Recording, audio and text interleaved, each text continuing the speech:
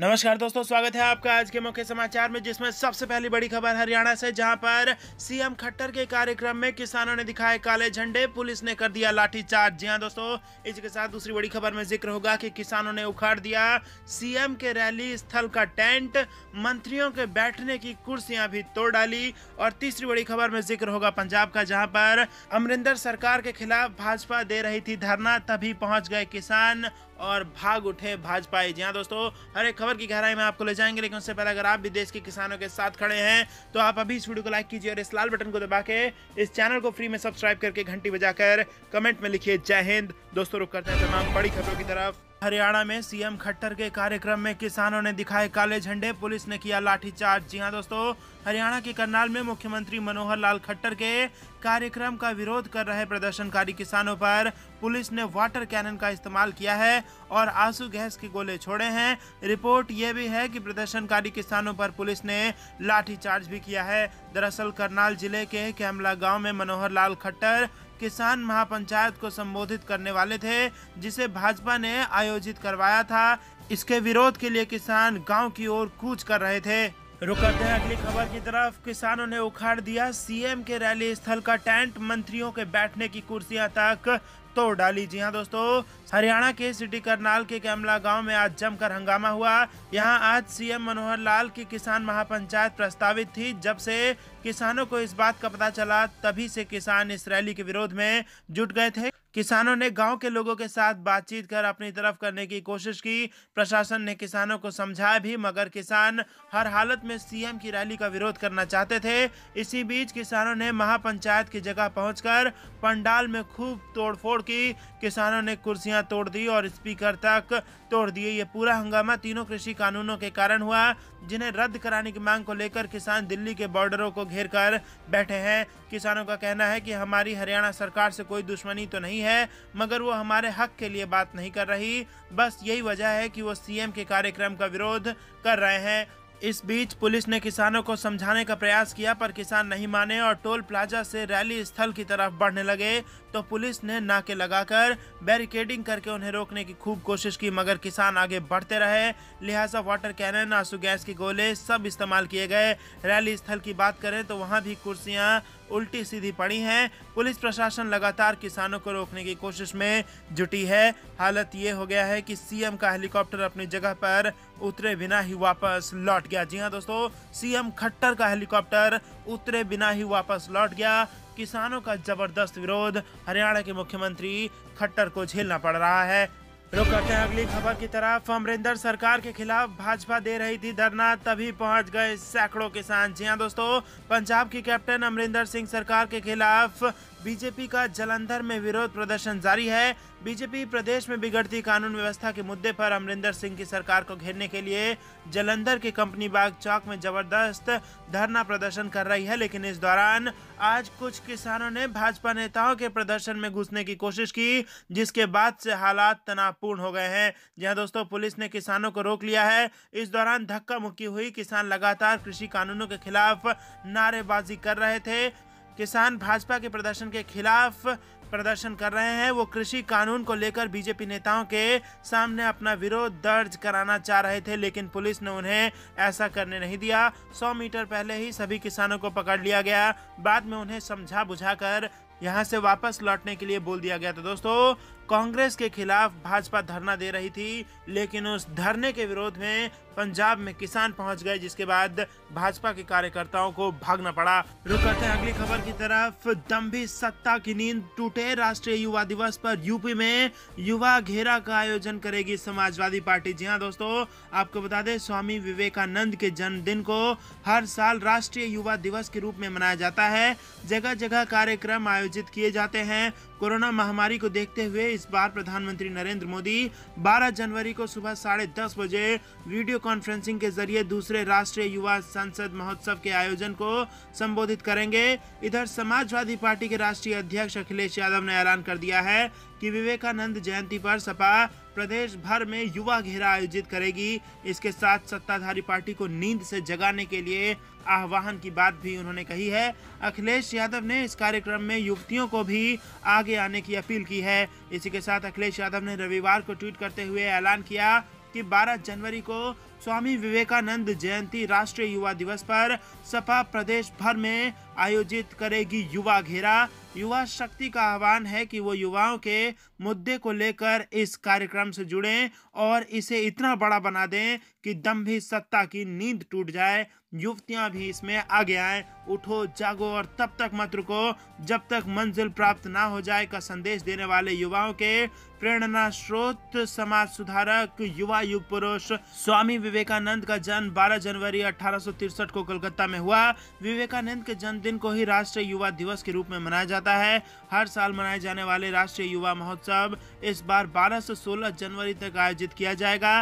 Corona की वजह से युवा महोत्सव वर्चुअल आयोजित किया जा रहा है। इस साल के त्योहार का विषय युवा उत्सव नए भारत का है, जो बताता है कि युवा नए भारत के उत्सव को जीवंत करते हैं। पीएम मोदी 12 जनवरी को सुबह 10:30 बजे वर्चुअल दूसरे राष्ट्रीय युवा संसद महोत्सव के आयोजन को संबोधित करेंगे और समारोह के दौरान 3 राष्ट्रीय विजेता भी अपने विचार व्यक्त करेंगे। तो दोस्तों, समाजवादी पार्टी उत्तर प्रदेश में इलेक्शन मोड में है और अब केंद्र की सरकार और उत्तर प्रदेश में भाजपा की सरकार को घेरने के लिए ये बड़ा दावा अखिलेश यादव का है, जिसमें वो इस संदेश के साथ उतरेंगे कि जागो, उठो और तब तक मत रुको जब तक मंजिल हाथ में ना आ जाए। रुक करते हैं अगली खबर की तरफ, जो कि मध्य प्रदेश से आ रही है। मध्य प्रदेश के मुख्यमंत्री शिवराज सिंह चौहान की परेशानियां कम होने का नाम नहीं ले रही हैं। व्यापम कांड का जिन्न फिर से बाहर आ गया है। मध्य प्रदेश में करोड़ों रुपए के व्यापम घोटाले से जुड़े एक मामले में सीबीआई ने 60 आरोपियों के खिलाफ ग्वालियर की एक विशेष अदालत में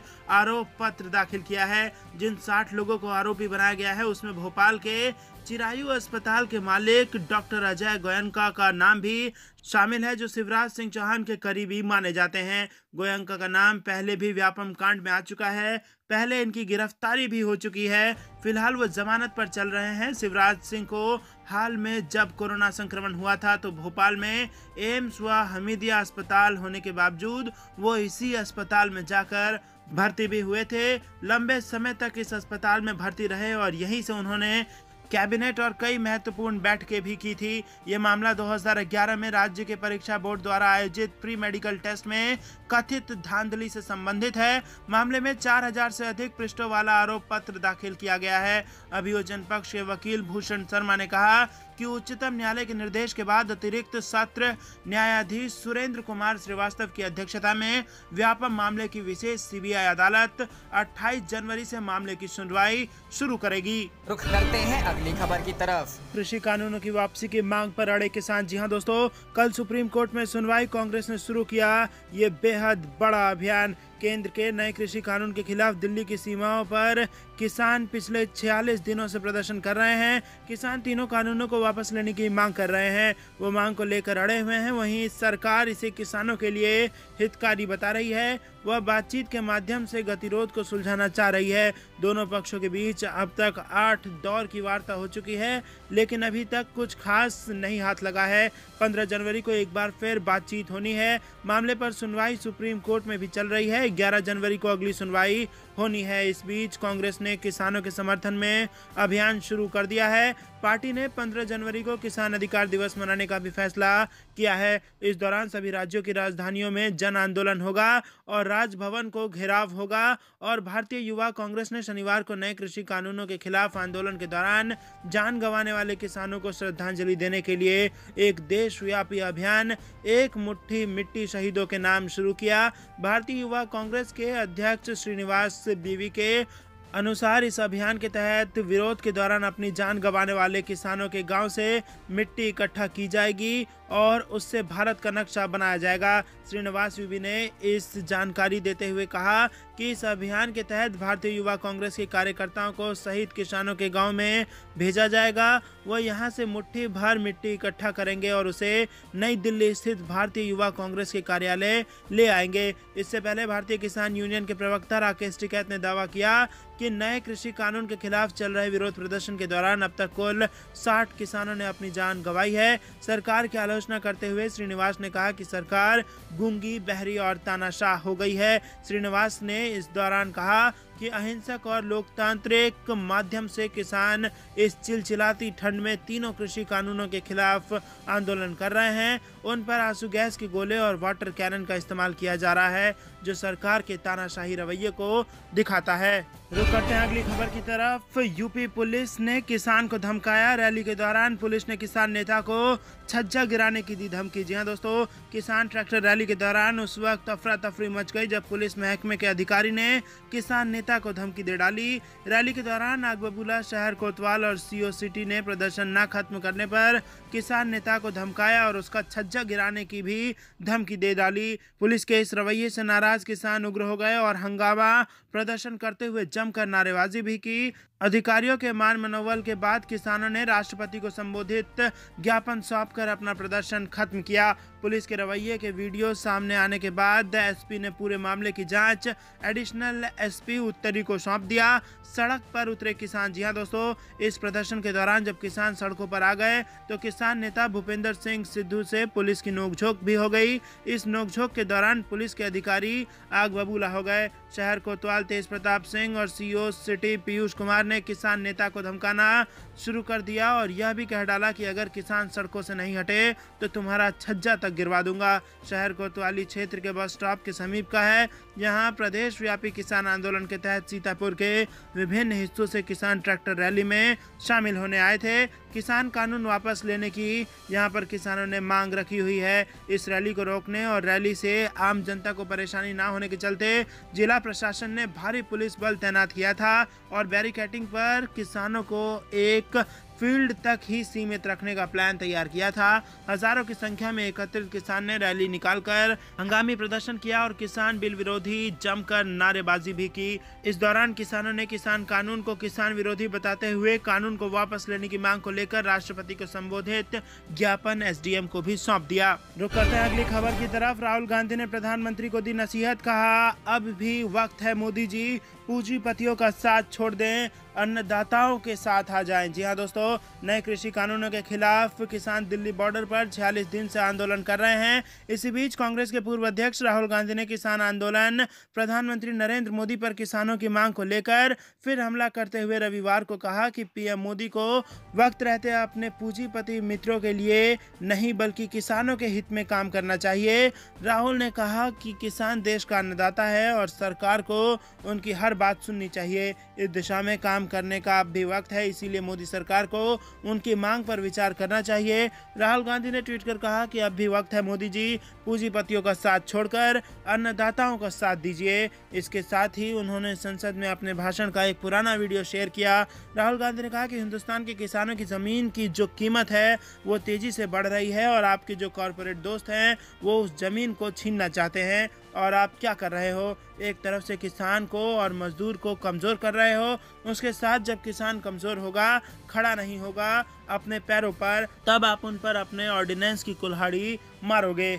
रुक करते हैं अगली खबर की तरफ। बंगाल चुनाव, पीएम संघ बैठक से पहले ममता बनर्जी का बड़ा दाव, किया ऐलान, मुफ्त वैक्सीन मुहैया कराने को कर रहे इंतजाम। जी हां दोस्तों, देश भर में कोरोना वायरस वैक्सीन की वितरण व्यवस्था पर चर्चा के लिए प्रधानमंत्री नरेंद्र मोदी सोमवार को सभी राज्यों के मुख्यमंत्रियों के साथ चर्चा करेंगे। माना जा रहा है कि इस बैठक में सभी सीएम से चर्चा करने के बाद वैक्सीन को मुफ्त करने का ऐलान किया जा सकता है। हालांकि पश्चिम बंगाल की मुख्यमंत्री ममता बनर्जी ने राज्य में इस साल होने वाले विधानसभा चुनाव को देखते हुए पहले ही राज्य में फ्री वैक्सीन का ऐलान कर दिया है। ममता ने कहा कि उनकी सरकार राज्य के सभी लोगों को मुफ्त कोरोना वैक्सीन लगाने की योजना तैयार कर रही है। इससे पहले बिहार और केरल समेत कई राज्यों के सीएम मुफ्त वैक्सीनेशन की घोषणा कर चुके हैं। यहां तक कि वैक्सीन के ड्राई रन की समीक्षा के दौरान देश के स्वास्थ्य मंत्री डॉक्टर हर्षवर्धन ने भी कहा था कि वैक्सीन मुफ्त होगी। सरकार की तरफ से पहले ही कहा गया था कि पीएम मोदी सोमवार को सभी राज्यों के मुख्यमंत्रियों के साथ हाई लेवल मीटिंग करेंगे। इससे पहले शनिवार को उन्होंने कोविड-19 टीकाकरण के लिए राज्य और केंद्र शासित प्रदेशों की तैयारियों के साथ साथ देश के कोरोना की स्थिति की समीक्षा के लिए हाई लेवल बैठक की। बैठक में कैबिनेट सचिव, प्रधान सचिव, स्वास्थ्य सचिव और अन्य वरिष्ठ अधिकारियों ने हिस्सा लिया। रुक करते हैं अगली खबर की तरफ। किसान नेताओं को अंदेशा, 15 जनवरी को होने वाली बैठक से पहले सरकार कर सकती है बड़ा उलटफेर। जी हां दोस्तों, किसानों और सरकार के बीच आगामी बैठक 15 जनवरी को होगी, लेकिन उससे पहले किसान आंदोलन को लेकर बड़ा उलटफेर हो सकता है। किसान नेताओं को भी ये अंदेशा है कि सरकार इस आंदोलन को तोड़ने के लिए कुछ बड़ा कर सकती है। केंद्र सरकार के प्रतिनिधि और चुनिंदा भाजपा नेता उन राज्यों के किसान संगठनों को अपने पक्ष में खड़ा कर रहे हैं जहां आंदोलन का असर नहीं है। ऐसे राज्यों को केंद्र सरकार किसान आंदोलन की कमजोरी तो खुद के लिए फायदेमंद मान रही है। कृषि मंत्री नरेंद्र सिंह तोमर हरियाणा, पंजाब और पश्चिम यूपी के छोटे किसान संगठनों के साथ दोबारा से बातचीत करने की तैयारी में हैं। क्रांतिकारी किसान यूनियन के नेता दर्शन पाल भी मानते हैं कि सरकार ने वार्ता के लिए बहुत सोच विचार कर 15 जनवरी की तारीख तय की है। बतौर दर्शन पाल, इस सप्ताह आंदोलन को बदनाम करने के लिए सभी हथकंडे अपनाए जा सकते हैं। किसान संगठनों ने सरकार की इस मंशा को भांप कर ही देश के सभी जिलों में आंदोलन की गतिविधियां शुरू करने की बात कही है। ट्रैक्टर परेड पहले दिल्ली के लिए तय हुई थी, मगर अब सभी राज्यों में जिला स्तर पर ट्रैक्टर परेड निकाली जाएगी।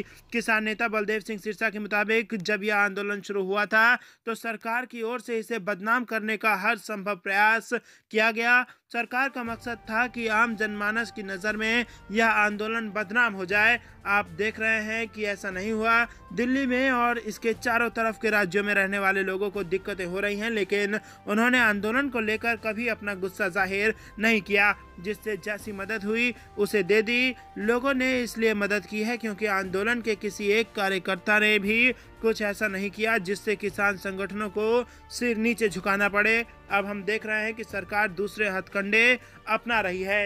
रुख करते हैं अगली खबर की तरफ। कांग्रेस का किसान आंदोलन के समर्थन में 15 जनवरी को देश भर में प्रदर्शन, मोदी सरकार को बताया निर्दयी। जी हां दोस्तों, केंद्र सरकार के 3 कृषि कानूनों के खिलाफ 15 जनवरी को कांग्रेस पार्टी देशव्यापी प्रदर्शन करेगी। यह प्रदर्शन कृषि कानूनों के खिलाफ चल रहे किसान आंदोलन के समर्थन में किया जाएगा। कांग्रेस प्रवक्ता रणदीप सिंह सुरजेवाला ने शनिवार को कहा कि किसानों के समर्थन में 15 जनवरी को हर प्रांतीय मुख्यालय पर किसान अधिकार दिवस के रूप में एक जन आंदोलन तैयार करेगी। धरना, प्रदर्शन और रैली के बाद राजभवन तक मार्च किया जाएगा। उन्होंने कहा कि इस आंदोलन के जरिए सरकार से गुहार लगाएगी तीनों काले कृषि कानूनों को वापस लिया जाए। रणदीप सिंह सुरजेवाला ने कांग्रेस की प्रेस कॉन्फ्रेंस में शनिवार को कहा कि 73 साल के देश के इतिहास में ऐसी निर्दयी और निष्ठुर सरकार कभी नहीं रही। यह सरकार अंग्रेजों और ईस्ट इंडिया कंपनी से भी ज्यादा बेरहम है। उन्होंने कहा, अब देश का किसान काले कानूनों को खत्म कराने के लिए करो या मरो की राह पर चल पड़ा है। सुरजेवाला ने कहा कि लाखों अन्नदाता 40 दिन से अधिक से दिल्ली की सीमाओं पर काले कानून खत्म करने की गुहार लगा रहे हैं। उन्होंने कहा, हाड़ कपाती सर्दी, बारिश, ओलों में 60 से अधिक अन्नदाता ने दम तोड़ दिया। प्रधानमंत्री के मुंह से देश भर कुर्बान होने वाले उन 60 किसानों के लिए सांत्वना का एक शब्द भी नहीं निकला।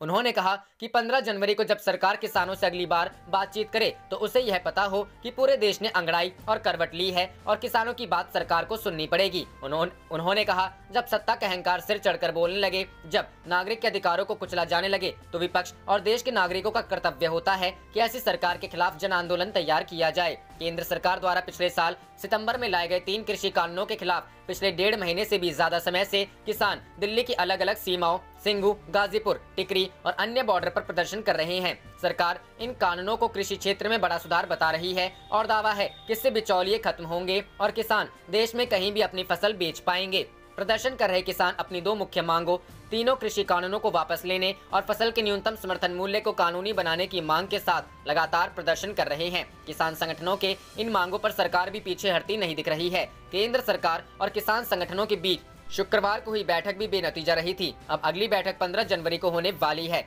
प्रदर्शनकारी किसानों का कहना है कि ये कानून न्यूनतम समर्थन मूल्य को खत्म करने का रास्ता है और उन्हें मंडियों से दूर कर दिया जाएगा। साथ ही किसानों को बड़े कॉर्पोरेट्स के रहमो करम पर छोड़ दिया जाएगा। सरकार लगातार कह रही है कि एमएसपी और मंडी सिस्टम बनी रहेगी और उसने विपक्ष पर किसानों को गुमराह करने का आरोप भी लगाया है। रुख करते हैं अगली खबर की तरफ। सरकार के सभी हथकंडे हुए नाकाम, किसान संगठन हुए एकजुट, योगेंद्र यादव। जी हां दोस्तों, 3 नए कृषि कानूनों को रद्द करने की मांग कर रहे किसानों के आंदोलन को तोड़ने के लिए सरकार द्वारा अपनाए गए सभी हथकंडे फेल हो रहे हैं। किसान आंदोलन की शुरुआत से लेकर अभी तक किसानों से जुड़े सभी 400 संगठन एकजुट हैं। यह बात संयुक्त किसान मोर्चा के आह्वान पर चलाए जा रहे जन जागृति पखवाड़े के तहत शुक्रवार को दादरी पहुंचे जय किसान आंदोलन के संयोजक योगेंद्र यादव ने कही। योगेंद्र यादव शुक्रवार को दादरी में पत्रकार वार्ता को संबोधित कर रहे थे। पत्रकारों से बात करते हुए योगेंद्र यादव ने कहा कि किसान शुरू से ही 3 कृषि कानूनों को रद्द करने की मांग कर रहे हैं, लेकिन 7 दौर की वार्ता के दौरान सरकार किसानों के साथ शब्द नहीं सुन सकी है। उन्होंने कहा कि यह आंदोलन पंजाब के किसानों ने शुरू किया था, लेकिन अब हरियाणा में भी आंदोलन गति पकड़ने लगा है। यादव ने प्रदेश के उप मुख्यमंत्री दुष्यंत चौटाला पर निशाना साधते हुए कहा कि यदि वे खुद को चौधरी देवीलाल का वंशज बताते हैं तो उन्हें तुरंत किसानों के समर्थन में आकर अपने पद से इस्तीफा देना चाहिए। योगेंद्र यादव ने पत्रकारों से बात करते हुए कहा कि वर्तमान में दिल्ली की टीकरी, सिंगू व राजस्थान के शाहजहांपुर बॉर्डर पर हजारों की संख्या में किसान मौजूद है। आप देख रहे थे आपका अपना चैनल जय हिंद जय भारत।